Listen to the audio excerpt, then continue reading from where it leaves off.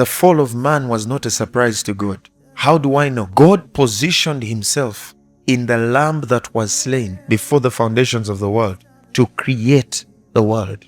Because it is in the beginning that John the Apostle is perceiving the meditations of God.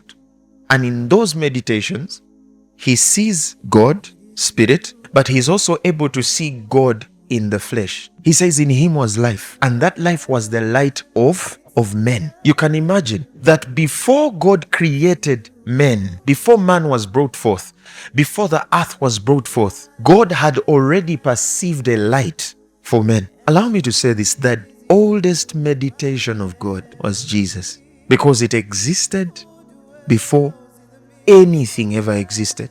And it is from that meditation that now he begins to create all things. The Bible says he is before all things. When you talk Jesus, you're talking the lamb that was slain before the foundations of the world.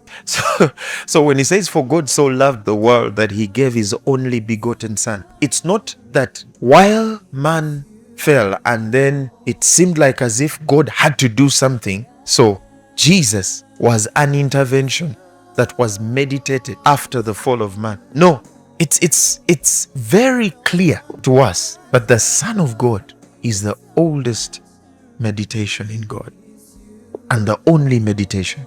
Now listen, he says it is in him. So he's coming from this faculty of knowledge and understanding, Christ, to determine life, to determine authority, to determine divine laws, to determine principles, to determine how he will relate with man. He says, before I was brought forth, I was always before him as his daily delight. And then this meditation of God in the flesh, now speaks to us and he says, for him his delight was with the sons of men. Why?